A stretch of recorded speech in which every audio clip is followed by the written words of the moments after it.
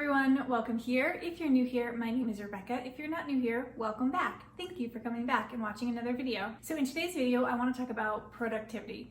So in last week's video, I had mentioned that I work from home and just kind of touched on a couple things that I do to increase productivity. And a lot of you were really interested in that and gave me the idea to do a whole video around productivity. So if that was you, thank you for commenting and giving me the idea for this week's video. So as I mentioned in last week's video, I do have a job where I work outside of the house, but I also do freelance marketing work for a few different clients, which requires me to work from home. So I've done this actually for several years to varying degrees to supplement my income, and over that time have kind of learned some tips and tricks to keep myself motivated and also keep my productivity high, because it's definitely something that I can struggle with when working from home. And while in today's video, I'm kind of going to be talking about productivity through the lens of working from home, I think that a lot of what I'm going to talk about here today is applicable to anything that you're trying to get done, be it work or something else, some other personal goal or thing you'd like to get done in the day. So even if you don't work from home, you might find some of these tips interesting. All right, with all that said, let's dive in. All right, so my first tip for increasing your productivity and motivation is to have a morning routine. And I know this is sort of obvious and everybody says this, but the thing is I feel like there's so much focus on having sort of an ideal morning routine, like what you should be doing with that time. Like you should be drinking water and working out and doing all these things that set you up for a great day. And I believe that that's true, but I also believe that the first step in having a successful morning routine is just having consistency. So even if your morning routine is that you scroll Instagram for 10 minutes and then you drink a cup of coffee, if you do that every single day, that's gonna start to signal to your body that these are the things I do when I first wake up in the morning, and that the next thing that happens is work, or the next thing that happens is a task that needs to be completed. So even if you're at a life stage that doesn't really allow you to have kind of this ideal morning routine where you're meditating and hiking and making green smoothies, it's really just about doing the same thing every morning so that you build that kind of muscle memory of I do this thing and then I work. All right, my second tip is to get dressed. Oh, we got a doggo walking around. Did you want to say hello? Shunned. All right, so my next tip is to get dressed for your day. So this doesn't have to be anything fancy. I put on a dress today, but most days I don't. It's just a different outfit than my morning routine and then what I slept in. It just is another signal to my body of, okay, our morning routine is over and now's the time we work. Typically after my morning routine, I will take a shower and then put on a fresh outfit, and it feels like almost a break in time where it's okay, that part of my day is over and now the work part of my day is starting. So my next tip is to have a space in your home that is dedicated to work. When we were traveling full time, I was doing a little bit of freelance work here and there, and one of the most difficult things was not having a dedicated place to do that work. It is really hard for me to produce high quality work when I'm in a space that is filled with distractions or a place that is really designed for something other than work. So what I mean by this is I could definitely lay down in my bed with my laptop and get work done. And I do that from time to time, but when I lay in my bed, my body thinks about sleeping. So I might do a little bit of work and then I might snooze for a little bit and wake back up. Versus if I sit down at my desk, I feel much more productive and I feel like the quality of work is better because I'm sitting down and putting my physical self in the mindset of it is time to work. And do I still get distracted when I sit at my desk? Yes, totally. But I do find that it reduces distraction a little bit when I'm in my dedicated space for working. And kind of building off that one, my next tip is to design a workspace that feels conducive to not only productivity, but also creativity. And that's gonna look different for everyone. Everyone's brain is a little bit different. My brain is built in a way that if there's a lot of clutter, that equals kind of mental distraction for me. I need the least amount of things around me as possible. Otherwise, if I have even just photographs or knickknacks on my desk, I will look for instance, at a photograph, I'll think about the person in that photograph or like the memory associated with it, and like, there I go. I'm far, far away, way off track of the work I'm trying to do. But not every brain is like my brain, right? So you might thrive in an environment where you have lots of knickknacks and photographs and like things around in your workspace, because those things are what sparks your creativity. So just understanding kind of how your brain works and what workspace is conducive to your productivity will really, really help. But to me, sort of clutter-free space equals a clutter-free mind, and that helps my productivity. All right, sorry if the camera angle or anything changed. The battery died and then the tripod fell over. It was like a whole thing. Moving on. All right, let's talk about block scheduling and to-do lists. These are kind of the two key tools that I use to keep myself kind of on track. And I've tried just using a to-do list and I've tried just using block schedule, but I found that the combination of the two used in kind of a very specific way is what really helps me get stuff done. So the first is a to-do list. To me, a to-do list is kind of a brain dump of everything that needs to get done. I will typically do a to-do list for an entire day, and it's sort of like the highest ideal of like, if I had unlimited time in the day, like everything that I would need to get done.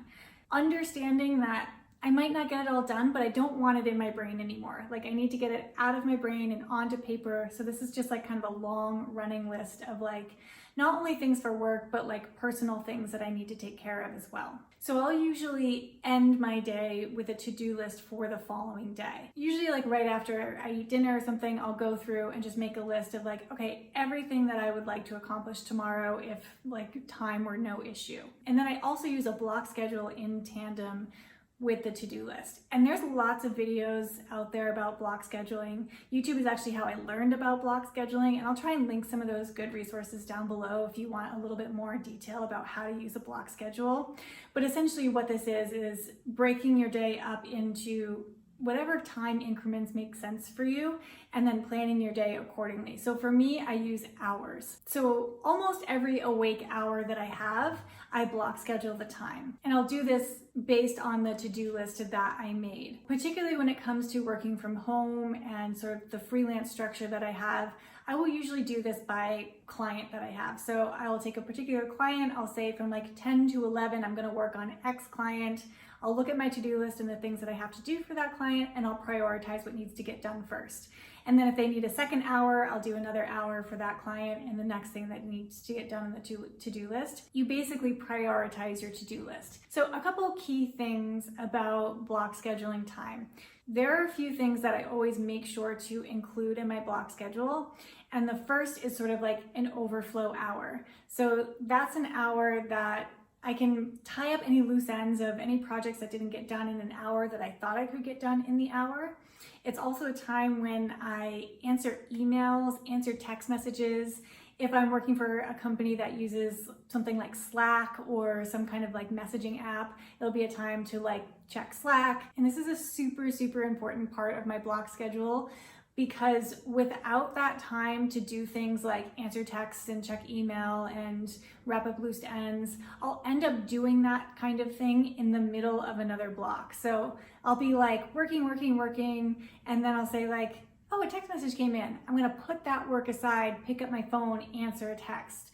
And that's gonna break the productivity that I had going on. It's gonna sort of break my flow state. Knowing in my head, even if I see my phone light up, if I see a text message come in, if I see a Slack come in, even if I see that notification, I'm gonna point myself right back to my work, because I know that there's a time in my day where I can sit down and answer anything that's happening on my phone. Otherwise, I just have a day full of interruptions where I never really get anything done. And the second thing that I always make sure to include in my block schedule is basically personal time, right? Time where I'm gonna take a break and eat some food, where I might go outside or like play with the dog, just do things that I want to do that are not work. And it's kind of the same idea as like scheduling in the time to answer text messages and emails, right? Like if I don't schedule this time in, I'm gonna find myself interrupting the work that I'm doing, interrupting the flow state that I'm in, to go do things like make myself a snack or watch a YouTube video or like scroll on Instagram for 10 minutes. The thing about working from home and even from a lot of office environments, quite frankly,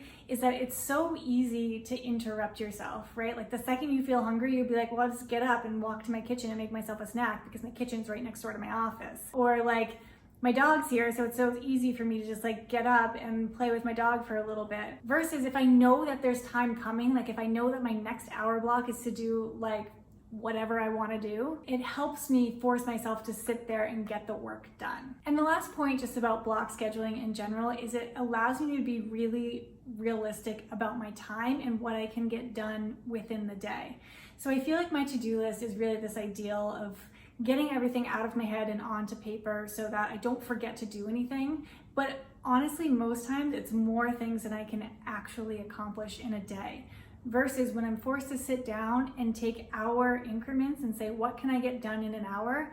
I can much more accurately plan what I can get done in an hour versus what I can get done in like a 10 or 11 hour day. And ultimately what this does is make me feel more accomplished at the end of the day, which is going to build more motivation for the following day.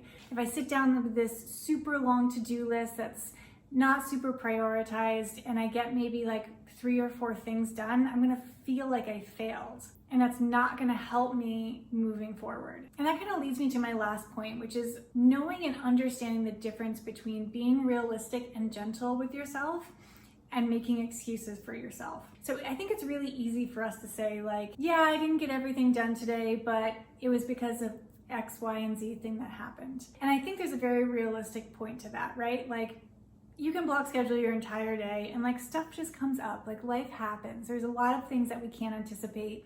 It's never gonna go 100% right. But if you find that you're not meeting your own expectations that you laid out day after day, and you keep making excuses for why that's not happening, you may just need to take some time to understand what your own roadblocks are. What are the things that are distracting you and what can you do to minimize those distractions? So let me give you a real life example. I had a deadline approaching for a client and I just wasn't working on it.